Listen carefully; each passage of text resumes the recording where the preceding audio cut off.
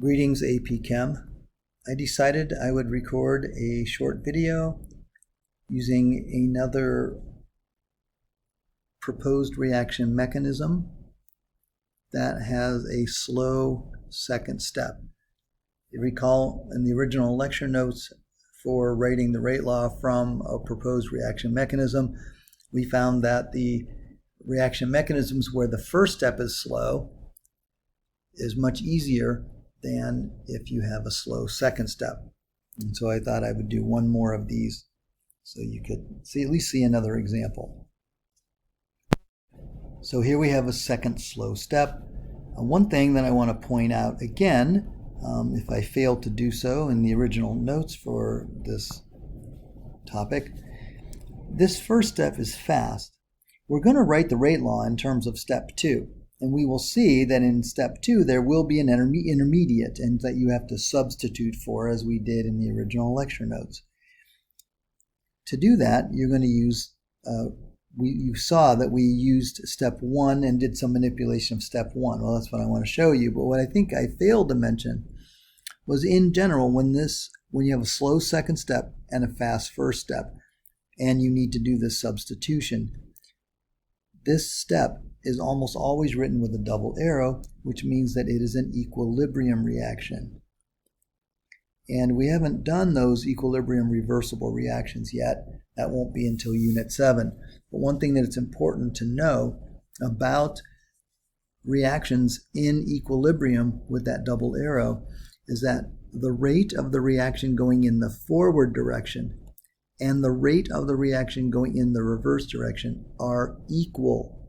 And so you'll see that's going to be very important when we go to do the substitution. And it's something I may have failed to mention in the original lecture notes. Okay. Now let's try to answer the questions below. So again, here's your mechanism. The first question says, write the overall reaction. For that, you basically are adding up all 3 steps.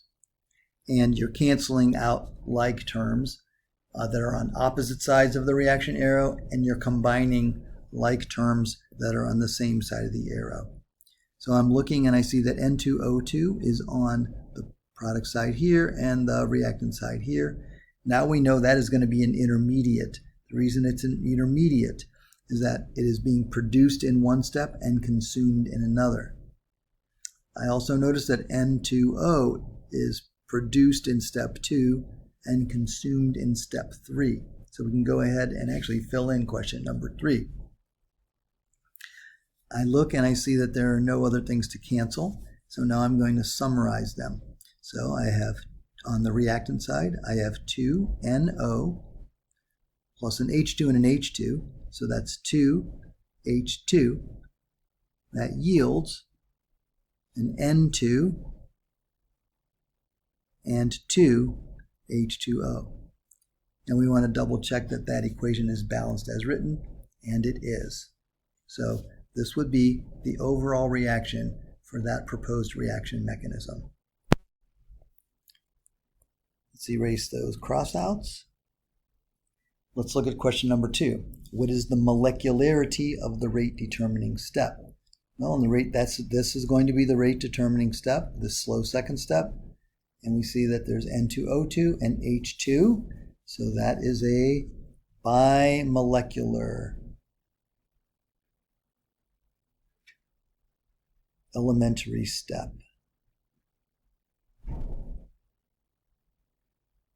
So we would say the molecularity is bimolecular. Okay, now to the meat of the problem. Determine the rate law for this proposed reaction mechanism. All right, well, you know that you're going to write the rate law based on the rate determining step. So I'm going to write rate. This is very important. You have to say rate equals. It's going to be a constant. We'll call it K2 because, remember, each one of these elementary steps has its own K. And in fact, the first reaction has a K for the forward direction, and it has a K for the reverse direction. We'll see that in a second. So it's going to be the rate for this step, for this reaction mechanism, would be K2 times the concentration of N2 O2 to the first power, because the coefficient's 1, times concentration of H2 to the first power. Well, we also know that when you have a rate law like this might be the rate law for the rate determining step. But this rate law has an intermediate in it, and we cannot have the final rate law have an intermediate. This is where we're going to look at step 1 and try to write out the N2O2. Find a way to substitute for the N2O2. So I'm going to write this over here on the right-hand side of the screen. So for step 1, looking at that forward direction, it's a bimolecular forward direction. So I'm going to say the rate for step 1 going in the forward direction is going to be equal to K1 in the forward direction, because it does have a rate, constant, times the concentration of NO squared, because the coefficient is 2. Now remember, this is true when you have an elementary step, that the coefficient is the order. Then I also know, though, that this rate is going to be equal to the rate of the reverse reaction. So what would the rate of the reverse reaction be? Well, it's going to be the K for the reverse reaction, which we'll call K1 for the R reverse reaction, times the concentration of N2O2 to the first power, and that's going to be equal to the rate of the forward reaction, okay? Now we have an expression here that we can kind of erase this part of it, because we really just want to deal with the right-hand side here.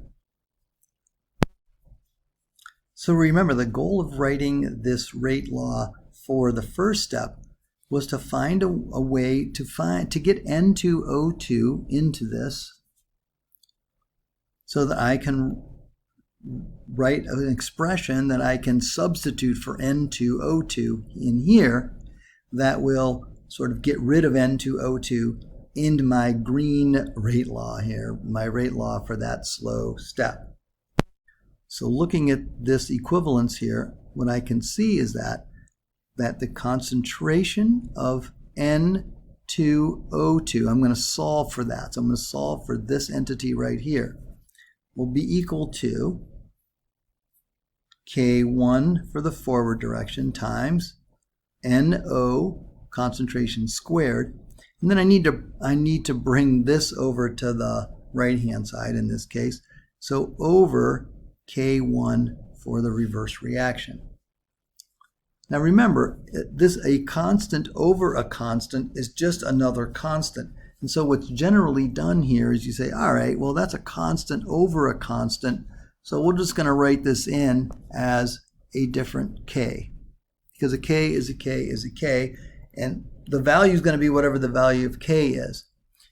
So now, for the overall reaction, now you have an expression where you can take, wherever you see N2O2, you can substitute this. And so what I'm going to do is I'm going to take this and I'm going to substitute it here. And so what I would get is, let's rewrite it, rate equals, we'll say K2 times, and wherever I see N2O2, I'm going to substitute this, times this other K, which came from this first step, times the concentration of NO squared, because that's substituting, and then I still have my H2 here. Again, what you do and then is you combine these two K's, because a K times a K, a constant times another constant is a constant, and we'll just call it K. So again, the final rate law then for this reaction is K. Rate equals a grand K times NO squared times the concentration of H2, and there you are. So let's look at question number 5 to wrap this up. What is the overall order of the rate law? Well, it's second order for NO, it's first order for H2. So overall, the order of this reaction would be called third order. Okay, I hope me going over again this answer to part 4 of this 5-part question will help you with the idea of writing an expression that will allow you to substitute for your intermediate. And again, it's all based on the fact that the rate of the forward direction, the rate law for the forward direction, is going to be equal to the rate in the reverse direction. All right, I'll see you soon.